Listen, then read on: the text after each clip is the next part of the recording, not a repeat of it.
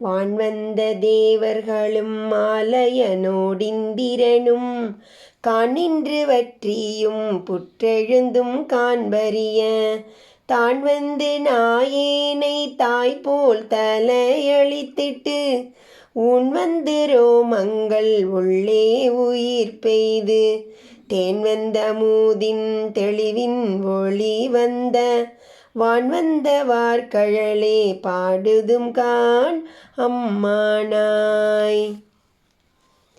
விண்ணவர்கள் காட்டில் தவம் புரிந்து உலர்ந்து போயினர். அவர்கள் மீது புற்று முளைத்தது. ஆயினும் அவர்கள் உன்னை தரிசிக்கவில்லை.